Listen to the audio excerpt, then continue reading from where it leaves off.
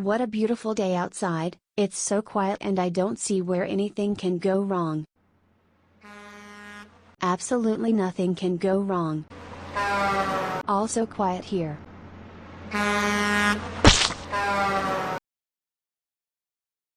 Wah. What happened? Wait, why am I a cat girl now?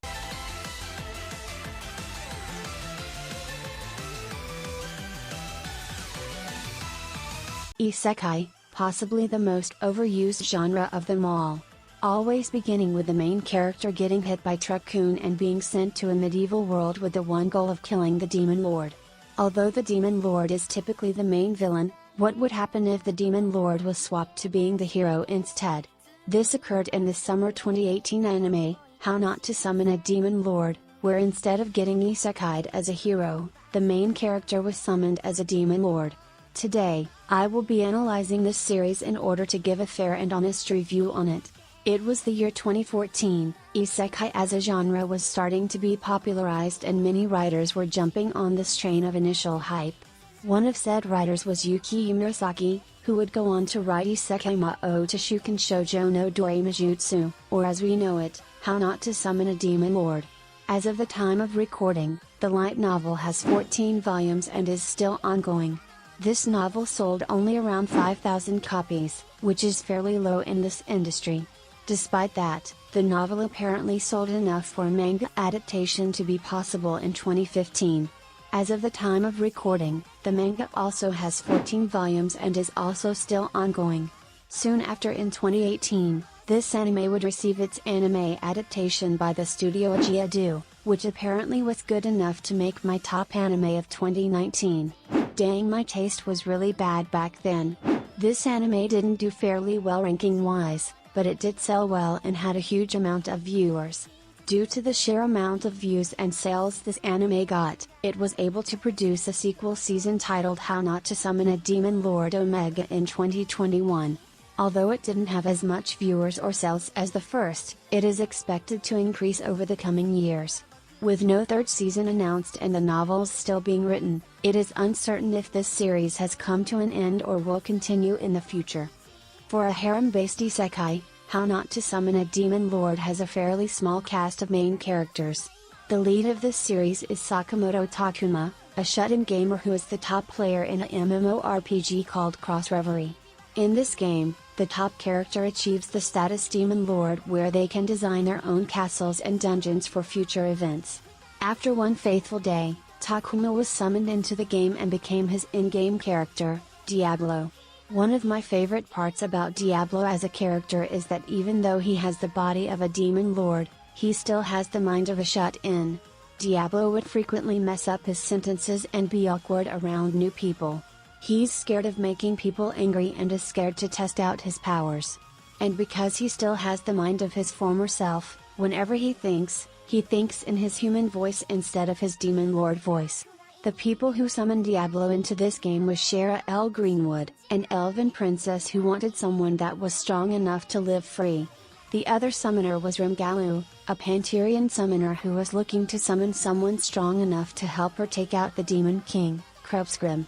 In the second season of this anime, the head priestess Lumashina Wesilia joined the main cast with the hopes that Diablo would save her from a corrupt religion. Despite a small main cast, the anime would introduce many side characters throughout the runtime, making the world feel far from empty. These characters are animated phenomenally, dare I say that it has one of my favorite animation styles. As mentioned in my Clash of the Anime video, remember when I did those, my favorite part about the animation is the eyes of the characters. I just love the amount of detail they put into it and it just ends up being beautiful. The main criticism with the animation of How Not to Summon a Demon Lord is the ears of the elves, however, I still do not mind it as it is source material accurate. I personally believe that the backgrounds are also very beautiful in this anime with a careful attention to detail with each blade of grass. Now when it comes to my nitpicks with the animation, I'm not sure if it's just me, but I think the animation dropped in quality throughout the second season. It might be due to a change in studios, but I'm not too sure. On a more positive side, this animation translated amazingly into the openings. While on the topic of openings, This anime did an amazing job on their opening songs, to the point where I would say it's got some of my most favorite openings ever. And to make matters even better, the openings and endings are cast sung, which is something I am always a sucker for. I have the same opinion on the endings, if not, then they are even better than the openings.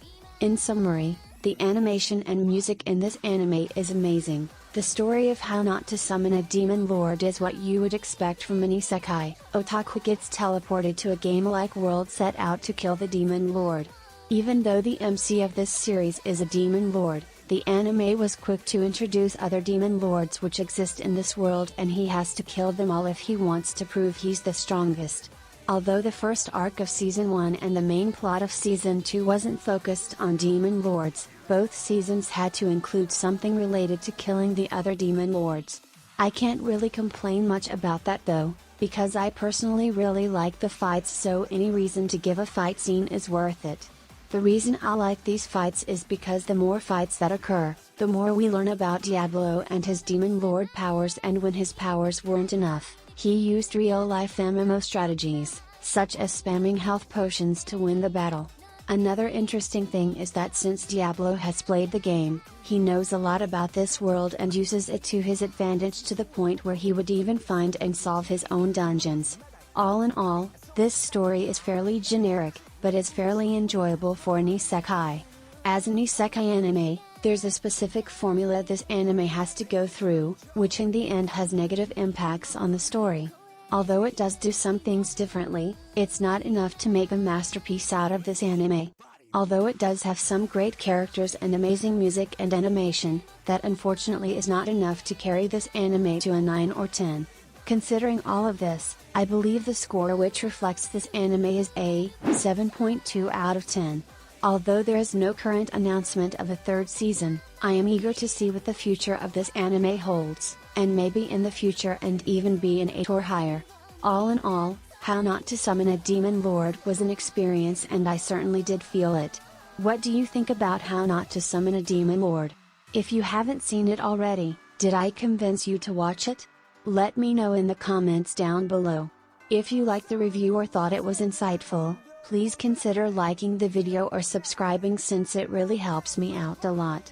You guys know you mean the world to me, and I love and appreciate all of you. And as always, until next time, bye.